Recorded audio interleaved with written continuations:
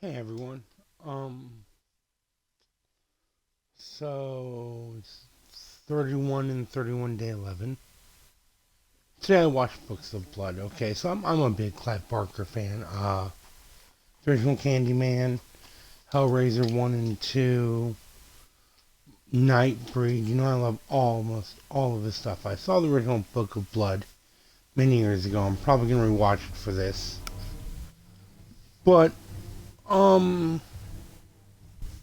so I watched Books of Blood, which is kind of a sequel. Okay. Um, But there's one story that is the original Book of Blood. It's the wraparound story from the whole book series. They do it differently in this. It's a different story. But okay, so it's in 2020, directed by Brandon Braga. Um, was released on Hulu very recently. I actually really enjoyed it. I was surprised. Um, So the opening credits are really cool. I love the opening credits. They're very fucking neat. Okay. Starts out. There's a bit before the credits, which is the wraparound story, as it's commonly called in films like this. Um, this is the beginning of a new week of stuff. I gave up on found footage week a day early because I'm sick of found footage films. Um, not. I think it's gonna be anthology week. Cause I love anthology films. But fairly sure I could do anthologies and sequels and same. Anyways, so it's three stories. Okay. Um, the first story is called Jenna, about a very morbid young lady who was in college. All you know is something happened to a guy, and she's running from her parents. And one thing leads to another. She ends up at an Airbnb, and some stuff happens. The people she's staying with have a dark secret.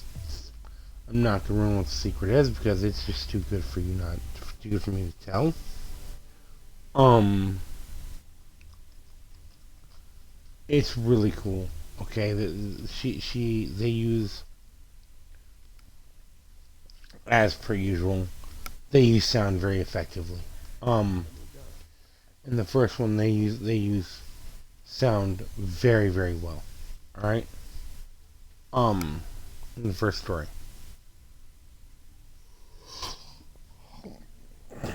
they have, as per usual, because it's Clive Barker, the the effects. I mean the creature effects are, as per usual, top notch. It it has CGI that is just bad. Half of it's bad, half of it's really good. But I love the bad CGI. It adds to that independent feel of a Clive Barker film because this film is very, if you know anything, they're very independent. They're not really part of the Hollywood system, and it's a good thing. Um, there's some stuff happens. She has this Airbnb. Some stuff happens, and there's Dark Secret, like I said. And I'm not going to tell you what Dark Secret is. I'm not going to tell you how it ends. But the ending was pretty decent. The twist, what was supposed to be a twist, I saw it coming a mile away. But overall, it could have opened a whole hell of a lot worse. I've seen anthology films that are just bad. But this one was really good. I really liked the opening. I thought it worked well. The wraparound story is before the credits, and there's the credits, and there's a story about Jenna, and the Jenna story works really well. All right, very nice devices used to tell stories. Very nice, very terrible but lovely CGI, and a hell of a twist. Um, I mean, there's a dark secret, and there's also that dark secret leads to a twist I wasn't expecting, but it was still, pretty good. The first story gets an easy 7 out of 10. Okay, it was that good. Second story is called Miles. All right, it's about a woman who's a college professor. Okay, her son is. It starts out she's with Simon, the man apparently with.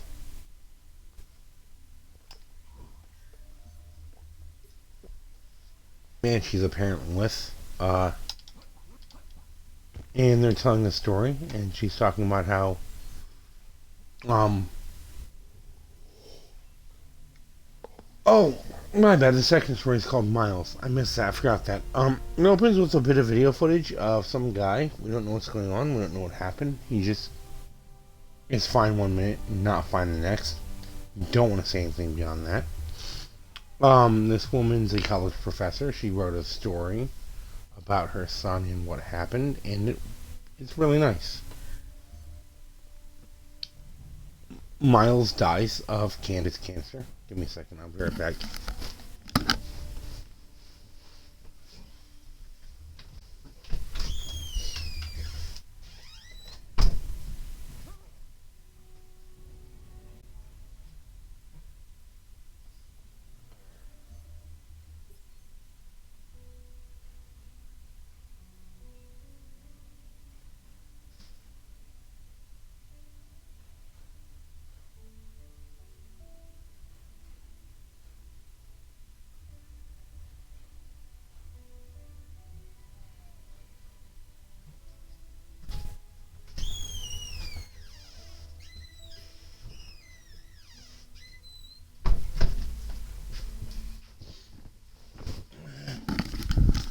I am very badly rushed. Second story, Simon shows up and tells this woman, I don't know, I don't recall her name off the top of my head, tells her, I can contact your son. So, I speak for the dead, alright? Okay, I'm naturally skeptical about everything. Ghosts, most alien sightings, I'm skeptical about it all, okay? So, of course, I'm as skeptical as she is. Turns out,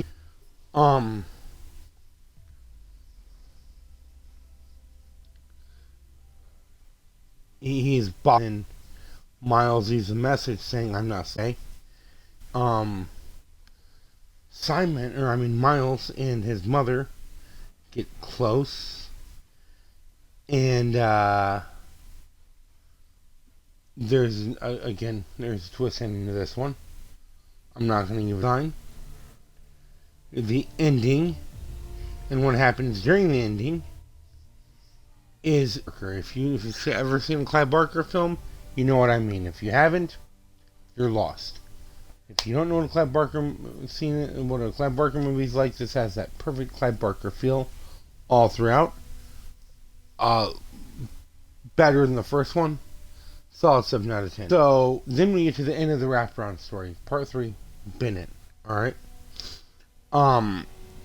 It's really nice because Bennett's story is short. I'm not gonna say anything beyond that. It ends in a way I didn't expect it to end. It has a cameo from the characters in the second story and Jenna from the first story. They have cameos. It's very cool. It is very nice to see those cameos happening. So Bennett ends up somewhere. His partner, I don't remember his name off the top of my head. Steve? No. I don't remember his partner's name off the top of my head. I can't fucking remember. Supernatural is following them. Some really, really bad shit happens to them. They both die. I'm not gonna say how. They're not good people. From the moment you see them, they're killing. They're looking for the Book of Blood so they can retire. Alright? So, then there's... It answers questions you've had throughout the movie. With these cameos from other characters, it answers a few questions you have throughout the movie. It was an excellent way to end the movie, and the last story got a 7 out of 10. This story bumps up because it clears up all these questions as such a cool concept of the last story. This last story gets a 9 out of 10. Alright? Simply because it does answer those questions you had before. So with the 6, 7, and 9, I'm going to rate. I already did the math, and the math sucks because it's 1 then 0.3 repeating decimals. So I'm going to bump it up, and I'm going to tell you the final score for this particular is a solid 7.5 out of 10. If you like Clive Barker, you're going to like this. If you don't know who Clive Barker is, you might not get as much joy out of it. Me personally, I love Clive's writing. I love Clive Barker's writing. I love Clive Barker's directing. I love his books. He's overall one of my favorite horror authors ever. Okay? Not that I don't love, but Clive Barker, I would recommend it wholeheartedly to you if you and check out Clive Barker if there's anything on there that looks like light. He does heavy horror. So if you don't like that cerebral horror, you won't like this. But I did. I loved it. So yeah, that's my opinion. Thank you for tuning in. Hit that subscribe button down below. Hit that like button down below, and hit that bell so you are notified of videos when I decide to upload gaming videos or whatever. You will be notified every time I upload them. So thank you. I will catch you tomorrow with day 12. Not quite sure what I'm going to watch, but day 12 is coming up tomorrow. Thank you. Have a nice one. Bye.